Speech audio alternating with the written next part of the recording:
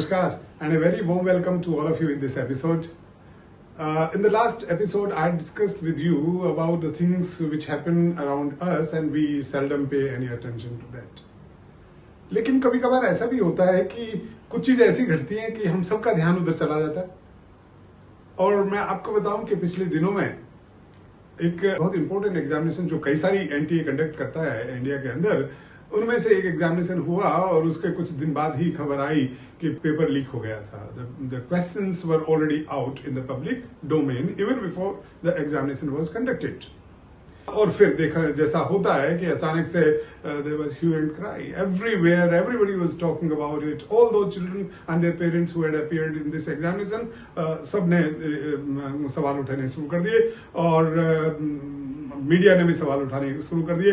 मतलब हर कोई सवाल पूछ रहा था कि ये क्यों हुआ, ये गलत हुआ, ऐसा नहीं होना चाहिए था, किसने किया, कैसे हुआ, and everybody was trying to find out the answer. और इसी के साथ साथ एक दूसरी घटना घटी कि सीबीएसई ने 12वीं क्लास का रिजल्ट डिक्लेयर किया इस साल का, और उसमें इस बार जो बच्चों का पास परसेंटेज था वो पिछले साल के मुकाबले कम था। और अचानक से फिर चर्चा शुरू हो गई कि चूंकि मार्क्स अच्छे नहीं आए, पास परसेंटेज उतना अच्छा नहीं है जितना पहले था, इसका मतलब there was some problem somewhere in checking of the evaluation of the answer sheets. और चूंकि इस बार सीबीएसई ने एक नया एक्सपेरिमेंट किया था ऑन स्क्रीन मार्किंग ओएसएम का, तो लोगों ने कुल मिलाकर के ओएसएम को क्वेश्चन करना शुरू कर दिया।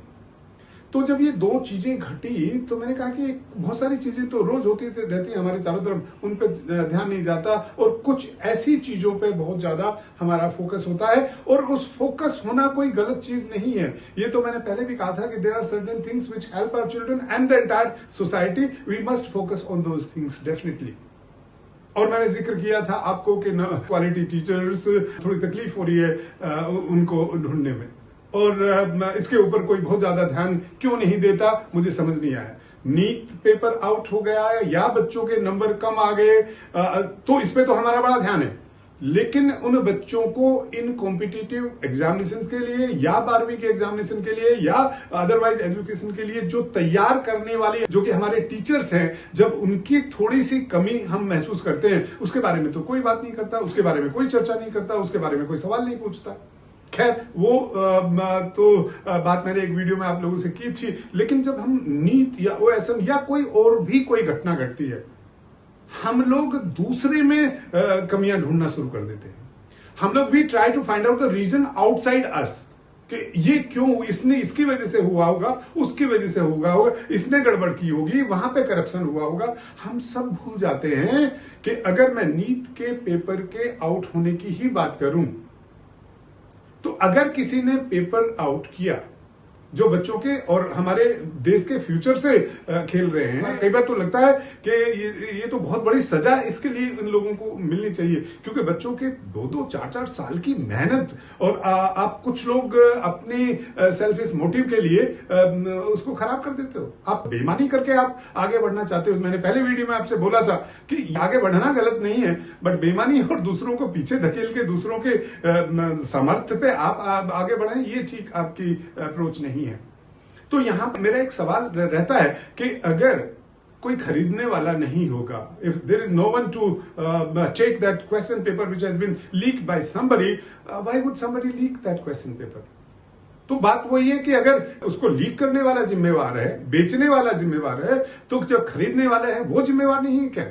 और जो खरीदने वाले हैं वो भी हम में से ही कोई है ना, वो भी किसी के पेरेंट ही हैं, किसी बच्चे के। और हो सकता है उन बच्चों को भी पता हो जिनके पेरेंट्स ने किसी के से मिलकर के ये क्वेश्चंस पता किए हों। तो जब हम इस तरह की अप्रोच के साथ जाते हैं तो फिर बहुत मुश्किल होती है, फिर हम कभी किसी चीज का सॉल्यूशन नहीं ढूंढ पाएंगे जब तक कि हम अपने आप को भी कुछ हद तक उसके लिए जिम्मेवार नहीं मानेंगे। आप देखिए, कहते हैं कि वो कोचिंग सेंटर से हुआ, और आप देखते हैं कि एक पर्टिकुलर स्टेट के किसी कोचिंग सेंटर ओनर को पकड़ा भी गया है, उनसे बात भी की जा रही है। वो पेपर सेटर्स की बात आई है, मुझे नहीं पता है इसमें कितनी सच्चाई है, ये तो इन्वेस्टिगेटिंग एजेंसी ही हमें कभी बताएंगी। बट अगर एक टीचर, एक प्रोफेसर जिसके ऊपर आप भरोसा करके क्वेश्चन पेपर बनवाते हैं, अगर वो भी इसमें इन्वॉल्व होंगे, जो सो कॉल्ड अपने आप को बहुत बड़े बच्चों के हितैषी बताते हैं, कोचिंग सेंटर ओनर, अगर वो भी इसमें इन्वॉल्व होंगे, तो फिर तो बहुत ही मुश्किल काम हो गया। और अगर इसमें कोई उस एजेंसी का भी इन्वॉल्वमेंट है किसी जो कि इसको कंडक्ट करती है, तो फिर बहुत मुश्किल हो गया। हमारा समाज किस डायरेक्शन में जा रहा है, ये बहुत मुश्किल स्थिति है। दूसरी बात, जब नंबरों की बात आती है, मैं जब ये नीट के एग्जाम हो, चाहे जेई का एग्जाम हो, या दूसरा कोई कॉम्पिटिटिव एग्जामिनेशन हो, या 10वीं या 12वीं का अदरवाइज भी कोई एग्जामिनेशन ना हो, इतना प्रेशर बच्चों पे हमने डाल दिया, इतना सब। और इस प्रेशर को डालने वाला कौन है भाई? इस प्रेशर को डालने वाले या तो हम टीचर्स हैं या हम पेरेंट्स हैं, और कोई दूसरा नहीं है। मतलब we have made these marks so important, हमने जिंदगी का मतलब उद्देश्य ही सिर्फ नंबरों को बना लिया है कि हमारे नंबर अच्छे आए, पास किसी बोर्ड की या स्टेट बोर्ड की या सेंट्रल बोर्ड की अगर पास परसेंटेज अच्छी है तो बोर्ड अच्छा है, वहां पे पढ़ाई अच्छी हो रही है, और अगर थोड़ी परसेंटेज कम है तो वही खराब है। ऐसे थोड़ा होता है। Learning is entirely different. मैं आपको बताता हूं, लोग कहते हैं 5 से 7% का डिफरेंस होता है, वेरिएशन होता है जब कोई इंडिविजुअल इवेलुएटर चेक करता है। मुझे तो कई बार लगता है इससे भी ज्यादा होता है। हालांकि मैं इसका कोई आपको लॉजिकल आंसर नहीं दे सकता, जिस दिन मुझे मिल जाएगा मैं आपको जरूर दूंगा। बहुत सारे फैक्टर्स हैं जो मतलब इसको इंपैक्ट करते हैं कि आपने कैसा किया है। तो ये थोड़ा सा हम लोगों को ध्यान देना पड़ेगा, और ये समझने की मैं जो आज ये विषय मैं आपके सामने लाया हूं, उसके पीछे कारण क्या है कि हम जब भी कोई घटना घटती है उनके कारणों को ढूंढना शुरू करते हैं, और इसमें कोई बुराई नहीं है। मैं भी यही करता था कि अगर कोई बच्चे ने कोई ऐसा व्यवहार किया जो कि ठीक नहीं था, ऐसा नहीं करना चाहिए था, so I would always try to find out what would have been the possible reason for that child to have behaved in that particular manner. और फिर हम लोग जानने की कोशिश करते थे, भाई इसके साथ कभी कोई पीयर ने, कोई उसके दोस्त हैं, उन्होंने कुछ गड़बड़ की, क्लास वालों ने कोई गड़बड़ की, घर पे कोई गड़बड़ की, किसी टीचर की वजह से कोई तकलीफ बच्चे को हुई, या जो भी है, हम भी try to find it out from everywhere. और इस चक्कर में कई बार क्या मुझे खुद को भी लगता था कि उस बच्चे का बिहेवियर ऐसा था, हम उस बात पे तो बिल्कुल फोकस कर ही नहीं रहे, हम तो सिर्फ उन कारणों की तरफ जा रहे हैं जिसकी वजह से ये हुआ। अब अगर मैं एक बात मानूं कि मेरे साथ सपोज करो बचपन में कोई ऐसी घटना घटी जो बहुत खराब थी, और उस घटना को मैं आज मतलब I repeat the same today with somebody else, is it justified because it happened with me that time? उस वक्त मेरे साथ ऐसा हुआ था, how can I justify it? My action is my action. आज मैं किसी को गलत बोलता हूं तो मैं जिम्मेवार हूं उसके लिए, मैं उसको नहीं, जिसने मुझे वो सिखाया था वो उसको जिम्मेवार ठहराऊं, तो फिर मैं अपने आप को बचा ले जा रहा हूं पतली गली से। तो यहां पर दो बड़े जो हमारे साइकोलॉजिस्ट हैं उनकी बात मुझे याद आती है, एक है फ्रॉयड और दूसरे हैं एडलर। तो फ्रॉयड हमेशा उस बात को मानते हैं कि वो कारण के पीछे जाते हैं। एडलर उनसे अलग हो गए और उन्होंने कहा कि नहीं नहीं नहीं, मैं कारण को कारण तो नहीं मानूंगा।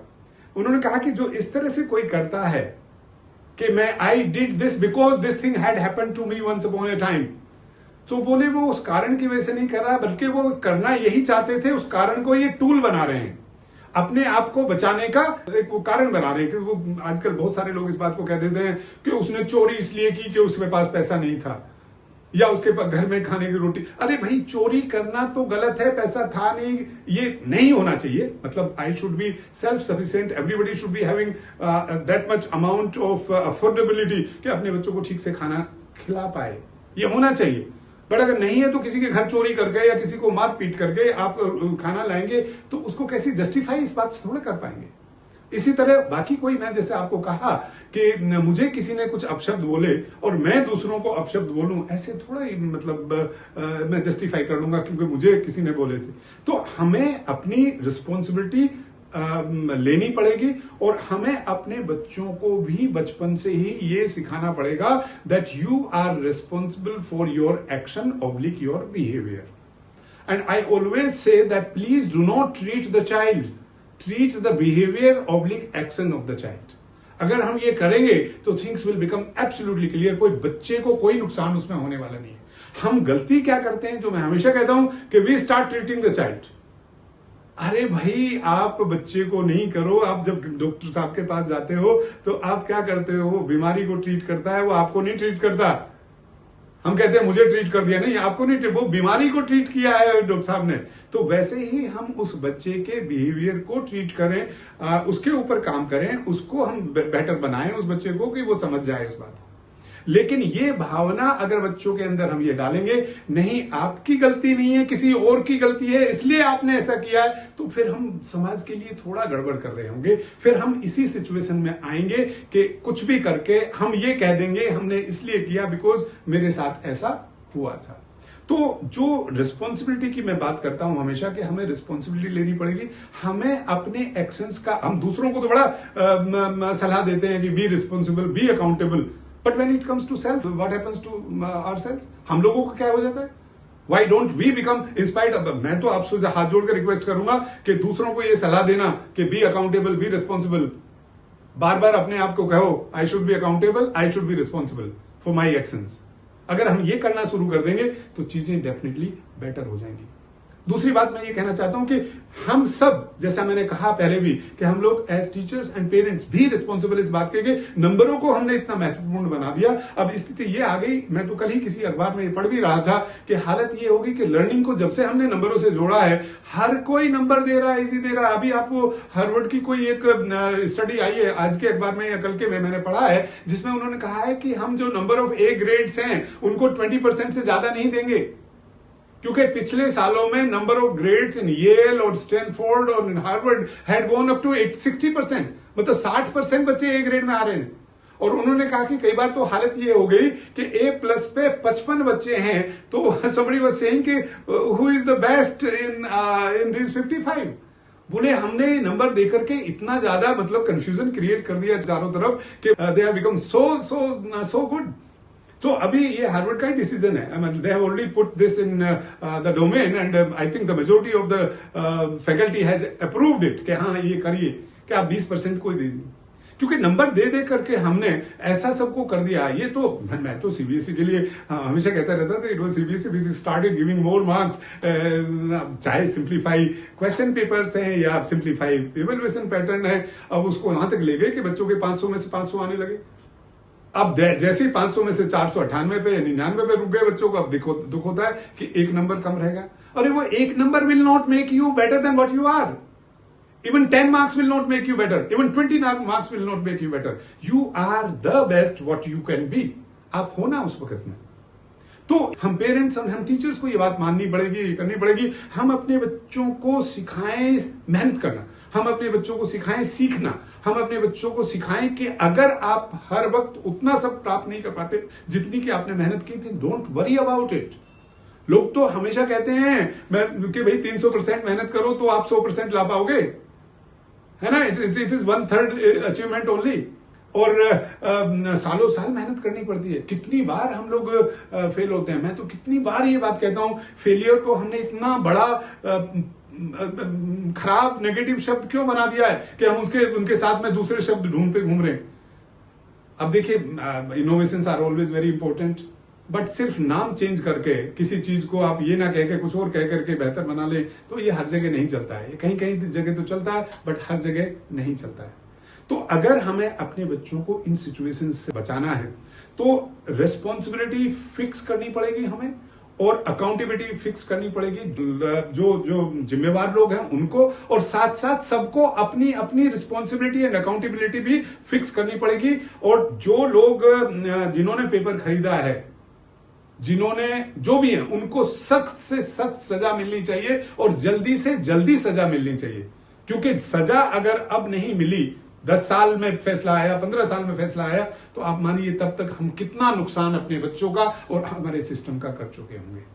तो यहां पर जो एडलर बार बार इस बात को कह रहे हैं, और उन्होंने, मैं आपको बताऊं थोड़ा सा, आप कहेंगे कि ये कहां से उठा लाया, उन्होंने कुछ एग्जाम्पल्स दिए हैं। उन्होंने कहा कि एक बच्चा अपने कमरे से बाहर नहीं निकलता था और उसको डर लगता था बाहर जाते हुए, वो किसी से बात नहीं करता था जाकर के। तो उसने कहा कि नहीं, मेरे बचपन में मुझे कभी बोलने नहीं दिया गया, इस वजह से मैं अब लोगों से बात करते हुए घबराता हूं। एडलर ने पाया कि नहीं, जब उनके साथ बात की, स्टडी किया, तो उन्होंने पाया कि नहीं, ये खुद ही किसी से बात नहीं करना चाहता। इसको लगता है कि लोग मेरे से मतलब they will not approve of me, hence he doesn't go out. और जब पूछते हैं क्यों बाहर जाने जा रहे, तो उस कारण को इसने अपना टूल बना लिया। यहां पे एडलर ये जरूर कहते हैं, और मैं भी इस बात को मानता हूं, कि कारण बिल्कुल ही मतलब ऐसा नहीं है कि उसको बिल्कुल हम छोड़ दें, नेग्लेक्ट कर दें, ऐसा नेग्लेक्ट नहीं, बट कारण को ही सब कुछ मान लें, ये भी ठीक नहीं है।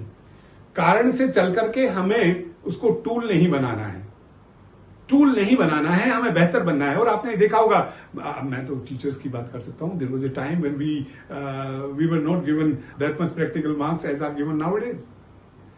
हमें तो कई बार, मुझे याद है, मैं शेयर कर सकता हूं आपसे, कि जिस बोर्ड से मैंने पढ़ाई की तो टीचर डिसाइड कर लेते थे इतने से ज्यादा नहीं देंगे। आजकल तो टीचर डिसाइड करते हैं इतने से कम नहीं देंगे, उस वक्त डिसाइड करते थे इतने से ज्यादा नहीं देंगे। और कुछ लोग जब बाद में टीचर बने तो उन्होंने भी वही थ्योरी अप्लाई की, क्योंकि उनको उनके टीचर ने इतने नंबर नहीं दिए थे। दे ऑल्सो डिसाइडेड मैं इससे ज्यादा नंबर नहीं दूंगा। But many of us did absolutely different, कि नहीं, बच्चे को उतने नंबर मिलने ही चाहिए जितना वो डिजर्व करता है। ये क्या मतलब हुआ कि इससे ज्यादा नंबर नहीं देंगे, या ये क्या मतलब हुआ इससे कम नंबर नहीं देंगे? बच्चे को उतने नंबर 100% मिलने चाहिए जितना कि बच्चा डिजर्व करता है।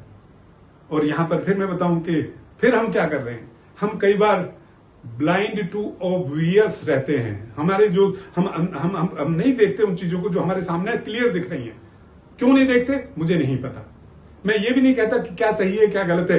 एक वक्त था जब सीबीएसई में ये बात पूछी जाती थी कि जो थ्योरी पेपर में मार्क्स आए और जो आपके इंटरनल मार्क्स हैं या प्रैक्टिकल के मार्क्स हैं, इनमें इतना डिफरेंस क्यों होता है।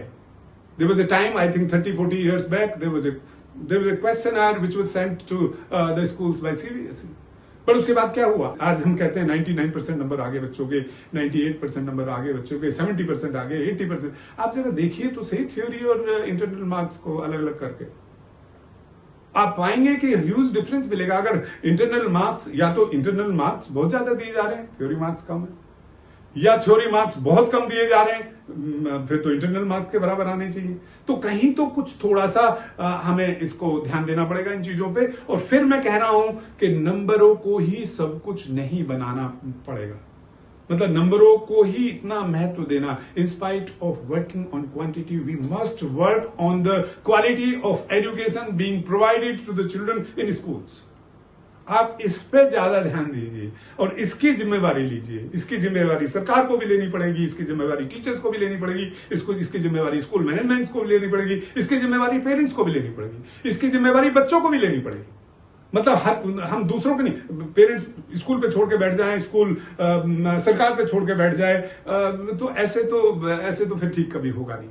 तो जो मैं आज आपको अपने बात कहना चाहता था ये था कि देखिए, ये जो भी घटनाएं घटी हैं जिन्होंने मुझे थोड़ा सा, और मुझे ही नहीं, आप सब लोगों को बहुत ज्यादा डिस्टर्ब कर रखा है, बिकॉज हमारे बच्चों को बहुत नुकसान हो रहा है। और ये साल दर साल जब होता है तो बहुत ही तकलीफ होती है, बहुत तकलीफ होती है। तो इनके लिए हम इन नंबरों को, इन एग्जामिनेशंस को इतना हाइप ना कर दें कि हर कोई चाहे इतने नंबर नहीं आए तो मैं कुछ नहीं हूं, इसमें मेरा सिलेक्शन नहीं हुआ तो मैं कुछ नहीं हूं। जिसका मैं हमेशा कहता हूं, जिसके ज्यादा नंबर नहीं आते या जिसका एग्जामिनेशन में सिलेक्शन नहीं होता, वो भी जिंदगी में बहुत अच्छा करते हैं।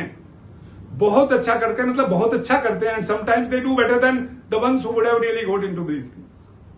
तो आप इस पे ध्यान दीजिए। और मैं बच्चों से भी ये रिक्वेस्ट करूंगा, मैं अपने पेरेंट्स के थ्रू बच्चों तक ये बात पहुंचाना चाहूंगा कि अपनी कोई भी आपने अच्छा काम किया, you should be very proud of yourself. आपसे कोई गलती हुई है, you must admit it immediately, और सोचना चाहिए कि नहीं, मुझे अपने आप को ठीक करना। आप किसी और को दोष देकर के अपनी उस गलती को और बढ़ावा मत दीजिए। वही मेरा पेरेंट्स से भी कहना है कि आप थोड़ा सा इस बात पे ध्यान दीजिए कि अगर कुछ भी गलत हो रहा है तो देखें कि हम इसको ठीक कैसे कर सकते हैं। और ठीक किसके थ्रू करना है, अपने बच्चे के थ्रू करना है। मेरे से गलती हुई है तो मुझे अपने थ्रू करना है, किसी और से गलती हुई है तो उसको मोटिवेट करना है, उसको ठीक करने के लिए। हम ये तभी कर पाएंगे जब हमारा EQ बेटर होगा। तो मैंने आपको पिछली वीडियो में ये बात कही थी कि EQ के ऊपर तो हमें बहुत काम करना है।